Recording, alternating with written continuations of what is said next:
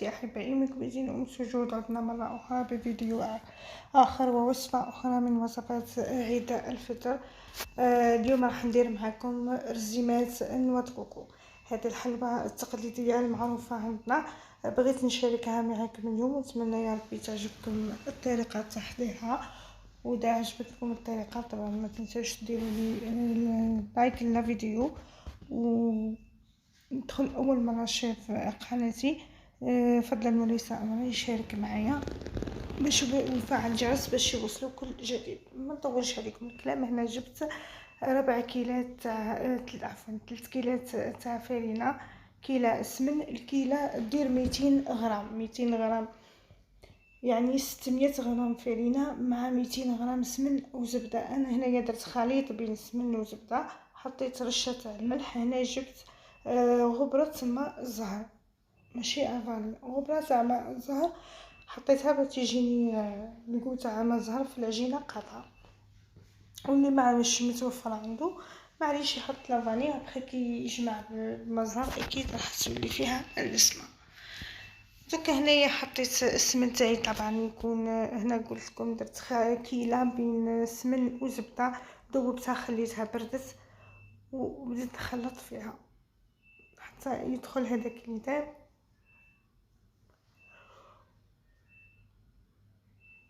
مع الفرينه طبعا والملح، ونولي نخلط مليح بيدي ونحكها مليح بين يديا حتى يتبسس كما نقولوا حنا نبسو العجينه ويدخل هذاك الدم كامل في الفرينه. هنايا بعد ما بسستها مليح نروح نجيب ماء زهر تاعي ونحط بالعقل طبعا ونجمع العجين تاعي حتى نتحصل على عجينه طريه نقدر نشكلها.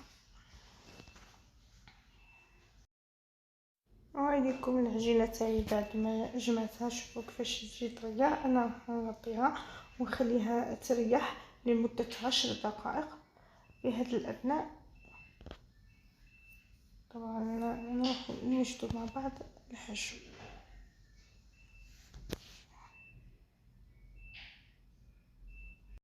بالنسبه للحشو انا جبت 2 كيلات تاع نوى كوكو، 2 كيلات ونص تاع نوى كوكو.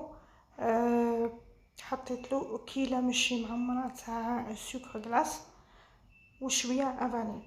ونسيت نقول لكم دار نوى كوكو تاعي شويه خشين، استحسن انه ديروا لي غابي وزيدوا تضيفوا له 2 مغارف تاع فرينه او تضيفوا له تخلطوه مع اللوز مرحي.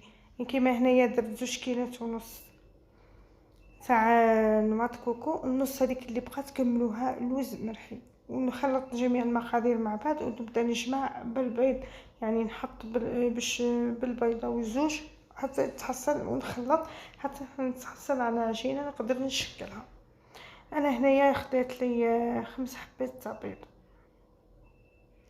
طبعا كذا كان الحبه تاع البيض كبيره او صغيره. انا هنايا الحبه تاع البيض تاعي صغار ماهمش كبار، الكاميرا كبرتهم بالتالي خديت لي 5. و لا ميزور تاع الكيله تاع نوى كوكو توجور 200 غرام. نبقى نخلط في البيض ونشوف حتى ونجمع ونحط حتى نتحصل على عجينه يمكن تشكيلها. هنايا بعد ما جمعت العجينه تاعي شوفوا كيفاش جات. قسمتها على 3 ولونتها ب3 الوان، واحده خليتها ناتور، وحده درت لها لاغوم تاع الفريز وملون احمر، والاخرى درت لها لاغوم تاع بيستاش وملون اخضر. طبعا درتهم كريات حوالي 10 غرام. وقطعت مثلث، طرحت العجينه تاعي رقيقه وقطعت مثلث حوالي الضلع تاعو 10 ونص.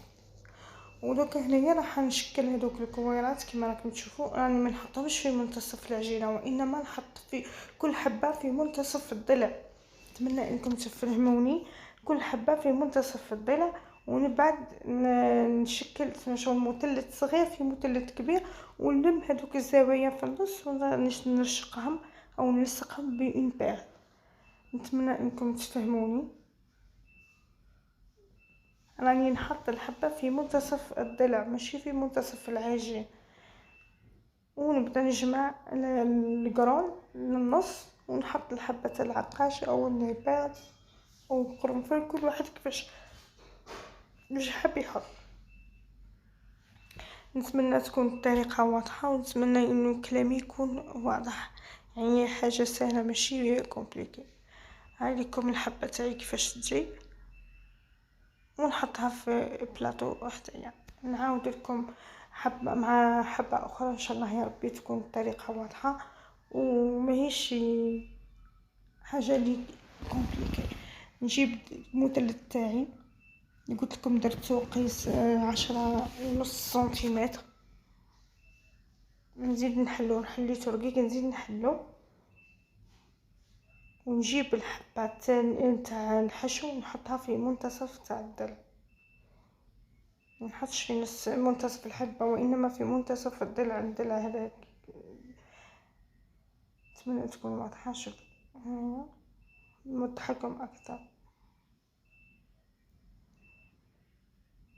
الضلع تاعي الاضلع انا راح نحط في المنتصف تاع الضلع كما راكم تشوفوا، ما نحطش في النص. نزيد نجيب الاخرى والثالثه، ومن بعد نحاول نجمعهم غير بالعقل، نضغطش عليهم بزاف، نقيس باه يلصقوا لي مع بعض، ونجمع هذاك العجين قرونها.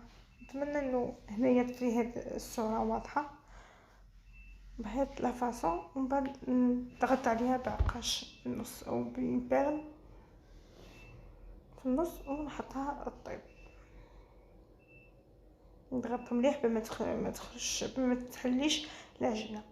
هاي لكم العجينه تاعي او الكاطو تاعي بعد ما طاب، حطيته على درجه 170 درجه في فرن من الفوق ومن تحت. بعد ما طابت لي راح اكيد نجيب العسل دافي، العسل يكون شويه دافي، نحط الحبه تاع الكاطو تاعي يتشربوا وخليهم يتشربوا مليح، ومن بعد نشوفهم ان شاء الله بصحن التقديم.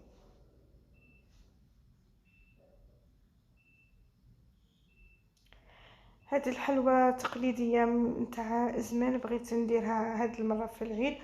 كما يقولوا جديد حبوه والقديم نصفرت فيه، وحاول صدقوني البنه ما شاء الله. حتى العباد اللي ما يحبوش النوات كوكو يقدروا ياكلوه، لانه الكو تاع بيستاشيو الفرازه حيكون غالب شويه، يغطي حتى ولو تحسي بالمذاق تاع النوات كوكو شويه، ولكن هذيك الكو يعني كي تستعملوا لاغوم اللي تكون من نوع الجيد باش نتوما تحصلوا على الذوق اللي يكون مليح. هاي لكم الحلوى تاعي بعد ما عسلتها خليتها تقطر، حطيتها في الكيسات، ودوك نشوفوها كيفاش جات من الداخل. شوفوا كيفاش جات البنه تاعها، ما نقولكمش. انا معتاده نديرو وعلى بالي بالمذاق ديالو، وبغيت نشاركو معكم هذه المره، ونتمنى يا ربي تنال اعجابكم الفيديو يوصل للنهايه. كانت هذه الوصفه تاع نهار اليوم، وبكم بقاو على خير في وصفه ان شاء الله. ما تنساوش لايك كومونتير الفيديو اذا عجبتكم الوصفه.